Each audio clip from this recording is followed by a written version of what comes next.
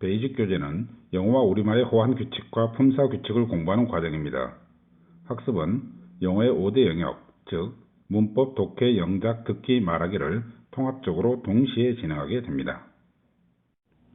먼저 기본 문장의 호환 규칙을 소개하도록 하겠습니다. 주어 동사가 하나 있는 기본 문장은 화면에 보이는 이 두 가지 호환 규칙을 이용해서 모든 문장의 해석과 영작을 하게 됩니다. 인트로 강의에서는 비동사 문장의 호환 규칙을 가지고 어떻게 해석과 영작을 하는지를 보여드리도록 하겠습니다. 먼저 비동사 문장의 호환 규칙을 활용하여 문장의 핵심을 파악하는 과정을 보여드리도록 하겠습니다. 화면에 보이는 파란색 글씨 부분이 비동사 문장의 호환 규칙입니다. 비동사는 주어가 뭔지, 어떤지, 어디에 있는지를 말할 때 쓰는 동사입니다. 그러면 영어 문장에서는 비동사 뒤에 주어가 뭔지일 때는 명사, 어떤지일 때는 형용사, 어디에 있는지를 말할 때는 장소, 부사가 나오게 됩니다. 그럼 비동사 뒤를 확인해서 명사, 형용사, 장소, 부사가 나오면 여기까지가 문장의 핵심어가 되겠습니다. 비동사 문장의 핵심어를 파악하여 해석을 해보도록 하겠습니다. 비동사가 등장하면 그 뒤를 확인하겠죠. 뒤에가 명사가 나와 있습니다. 여기까지가 문장의 핵심어가 되겠죠. 주어가 뭔지를 말하고 있습니다. 그래서 그의 누나는 학생이었다 이렇게 해석이 되겠죠. 핵심어가 아닌 부분은 부사가 되겠죠. 그래서 그 뒤에 부사의 해석을 덧붙여주면 되겠습니다. 두 번째 문장은 비동사 뒤를 봤더니 형용사가 나왔습니다. 그럼 여기까지가 문장의 핵심어가 되겠죠. 그래서 해석은 그 여배우는 아름다웠다 이렇게 되겠죠. 그러면 여기까지가 핵심어니까 in the movie는 부사가 되겠죠. 부사의 해석을 덧붙여주면 되겠습니다. 세 번째 문장은 비동사 뒤를 봤더니 장소 부사가 나와 있습니다. 그러면 여기까지가 핵심어가 되겠죠. 그래서 해석은 그 소녀는 공원에 있다 이렇게 해석이 되겠고요. 그리고 with his brother는 핵심어가 아니기 때문에 부사가 되겠죠. 부사의 해석을 덧붙여주면 되겠습니다. 이렇게 호환 규칙을 해석에 적용하게 되면 학생들은 비동사 뒤를 살펴서 아주 빠르고 정확하게 핵심어를 파악해서 해석을 할 수가 있는 겁니다. 그리고 해석한 내용이 마치 사진을 찍듯이 학생들의 기억 속에 저장되게 됩니다. 이번에는 영작에 호환 규칙을 적용하는 과정을 보여드리도록 하겠습니다. 비동사 문장의 호환 규칙은 주어가 뭔지, 어떤지, 어디에 있는지라고 그랬죠. 자, 1번 문장은요. 그의 누나는 작년에 학생이었다. 그의 누나는 학생이었다. 주어가 뭔지를 말하죠. 그래서 비동사 뒤에다 명사를 써주면 되겠습니다. 그리고 핵심어가 아닌 작년에는 부사기 때문에 문장 뒤에 붙여주면 문장이 완성이 되겠습니다.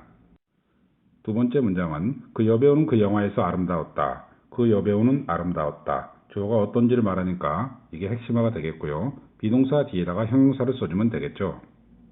이렇게 핵심어를 쓴 다음에 그 영화에서는 핵심어가 아니니까 부사가 되겠죠. 부사를 문장 뒤에 붙여주면 문장이 완성이 되겠습니다.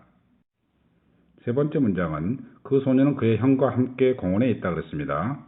문장의 핵심어를 파악해보면 그 소녀는 공원에 있다. 주어가 어디에 있는지를 말하기 때문에 비동사 뒤에 장소 부사를 써주면 되겠죠.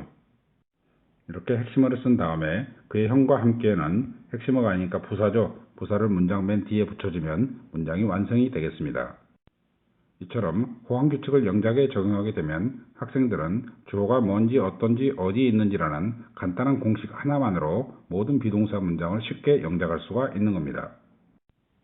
두 번째로 품사 규칙을 공부하는 과정을 소개하도록 하겠습니다. 앞에서 살펴보았던 호환 규칙이 문장의 구조를 파악하는 훈련이라면 품사 규칙은 다양한 영어의 품사들의 문장에서의 쓰임새에 대한 규칙을 이야기하는 겁니다. 예를 들어서 비동사의 현재 시제를 가지고 설명해 보도록 하겠습니다. 비동사의 현재 시제는 현재의 사실이나 객관적인 사실에 쓴다. 자, 이게 품사 규칙인데요. 이것을 어떤 방식으로 공부해야 될까요?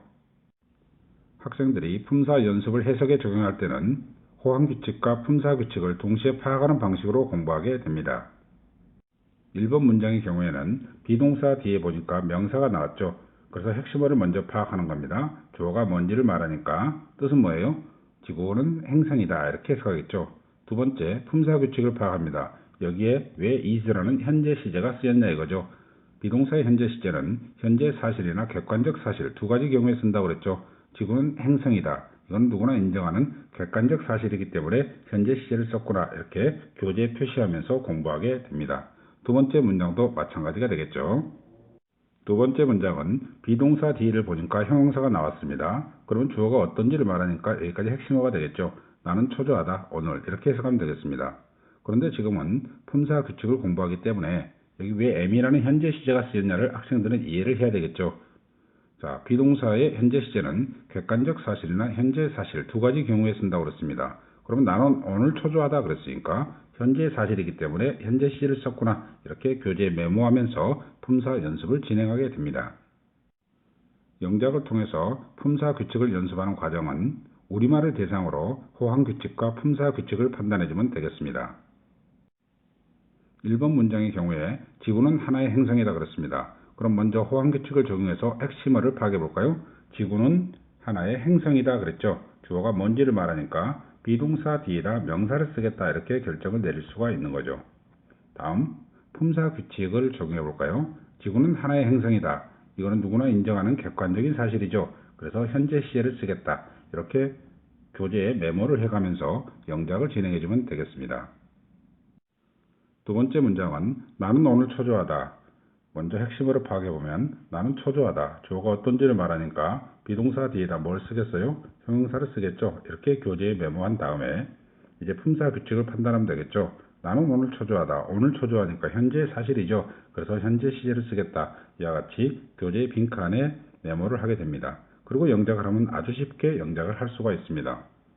엔서비 영어 베이직에서는 이와 같은 방식으로 다양한 품사 규칙을 공부하게 됩니다. 다음으로 연결된 문장의 호황규칙 학습법을 소개하도록 하겠습니다. 학습법의 가장 커다란 특징은 우리말과 영어 문장이 생성되는 원리를 비교함으로써 영어와 우리말의 호황규칙을 학습한다는 점입니다. 그러면 투부정사의 명사적 용법을 예로 들어서 학생들이 어떻게 문장 학습을 하는지를 소개하도록 하겠습니다. 대부분의 기존 수업에서는 완성된 문장을 넣고 선생님이 투부정사의 명사적 용법을 소개한 다음에 학생들에게 주입시키는 방식을 취하고 있습니다. 하지만 앤서미 영어에서는 학생 스스로 문장을 연결해 가면서 왜 문법이 필요한지 그리고 그 문법이 어떻게 만들어지는지를 체험하는 방식으로 공부하게 됩니다. 먼저 화면에 두 개의 문장이 있죠. 학생들은 우리말 문장을 먼저 연결해 봅니다. 그리고 영어 문장을 연결해 가면서 두 문장 사이에 어떤 유사점과 차이점이 있는지를 비교하면서 공부하게 됩니다. 우리말 문장에 A는 불가능하다. 자, 이 A 자리에, 주어 자리에 뒤에 있는 문장을 넣어서 우리말을 먼저 연결해봐라 이런 뜻이죠. 우리말 문장을 연결할 때는 먼저 A가 주어 자리라는 것, 그리고 주어 자리에 연결할 때는 주어에 적절한 토시를 붙여주는 것이 핵심이 되겠죠. 이렇게 문장을 연결해주면 되겠습니다. 그러면 이번에는 영어 문장을 연결해 보도록 하겠습니다. A 자리에, 즉 주어 자리에 뒤에 있는 문장을 넣어봐라 이런 이야기죠. 우리말의 연결과 영어 문장의 연결을 비교해보면 주어 자리에 문장이 들어갔기 때문에 명사절, 즉 코드 A라는 것은 똑같습니다. 그러면 우리말에서는 두 문장을 연결할 때 연결 장치로서 뭐만한 거선이라는 토시를 붙였죠. 그러면 영어에서는 두 문장을 연결할 때 어떤 연결 장치를 사용할 것이냐, 이게 문제가 되겠죠. 이게 바로 우리말과 영어의 호환 규칙이 되겠습니다.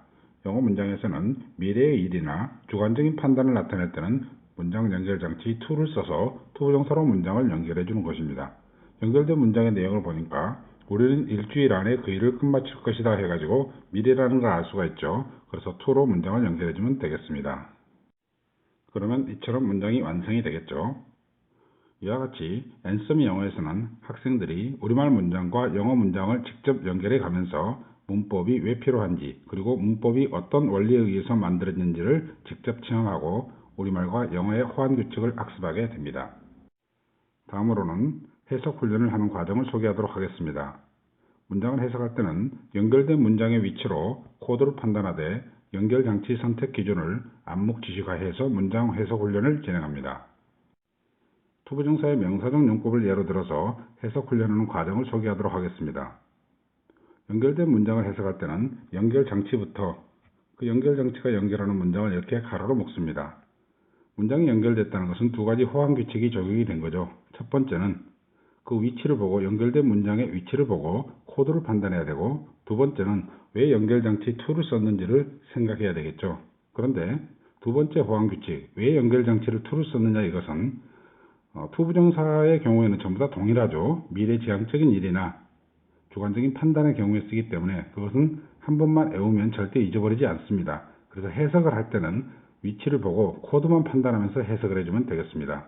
그럼 첫 번째 문장은 연결된 문장의 위치가 어디예요? 원래 이 자리죠. 동사 앞이니까 주어가 되겠습니다. 그래서 명사용법이라고 판정을 해주면 되겠죠. 두 번째 문장을 보면은 두 번째 문장에서 연결된 부분을 가로로 묶어보죠. 이렇게 되겠죠. 위치를 보세요. 비동사 뒤에 있죠. 보호자리이기 때문에 코드 A가 되겠습니다. 그래서 해석은 우리의 소원은 우리나라를 통일하는 것이다. 이렇게 해주면 되겠죠. 세 번째 문장도 연결 장치부터 가로로 묶어보면 이렇게 되겠죠. 위치를 보니까 의미동사의 목적어 자리죠. 그래서 코드 A가 되겠습니다. 네 번째 문장도 연결된 문장을 가로로 묶어보면 이렇게 되겠죠. 위치를 보니까 수요동사 문장의 직접 목적어 자리죠. 그래서 코드 A가 되기 때문에 명사적 용법이 되겠죠. 이와 같은 방식으로 코드를 판단해가면서 해석 훈련을 진행하게 됩니다. 이번에는 영작 학습을 하는 과정을 소개하도록 하겠습니다. 영어 문장에 코드 판단과暗목 지식을 적용시키면 해석이 되는 것이고, 우리말 문장에 코드 판단과暗목 지식을 적용하면 영작이 되는 겁니다. 영작을 할 때는 앞에서 공부했던, 즉 해석했던 모든 문장들을 3번 쓰기 한 다음에 우리말 문장의 코드를 판단하고暗목 지식을 적용하여 영작을 하면 되겠습니다. 영작 훈련을 할 때는 새로운 문장을 대상으로 훈련하는 것보다 앞에서 해석했던 영어 문장들을 3번 써본 다음에 그 해석들을 다시 영작하는 훈련을 하는 것이 좋습니다. 이것을 모방영작 학습법이라고 부르는 겁니다. 영작을 할 때는 우리말에서 연결된 부분의 코드와 연결장치 선택을 해주면 되겠습니다. 자, 1번 문장을 보면요. 연결된 문장이 파란색 글씨로 되어 있죠. 이 부분입니다. 자, 우리말에서는 토시를 보고 코드를 판단해 주면 되겠죠. 자, 주어로 쓰였으니까 뭐가 되겠어요? 코드 A가 되겠죠.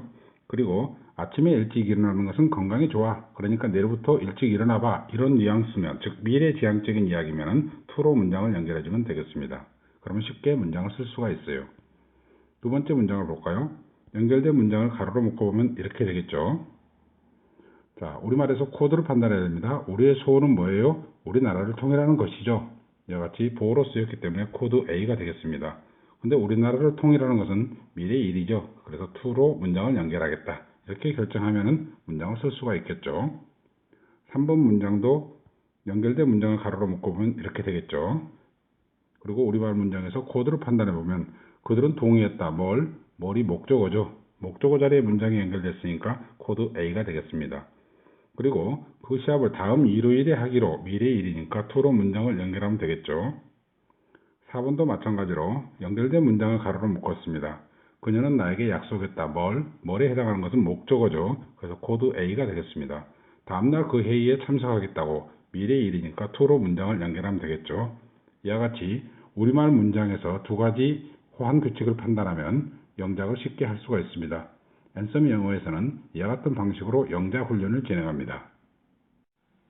문법, 해석, 그리고 영작 훈련이 끝나면 이제 마지막으로 듣기 말하기 훈련을 진행하게 되는데 이 훈련은 온라인 프로그램을 활용하게 됩니다. 교재 구성을 살펴보도록 하겠습니다. 베이직은 모두 9권으로 구성이 되어 있는데 베이직 1권부터 5권까지는 기본 문장의 호환 규칙과 품사 이론을 다루고 베이직 6권부터 9권까지는 연결된 문장의 호환 규칙을 공부하게 됩니다.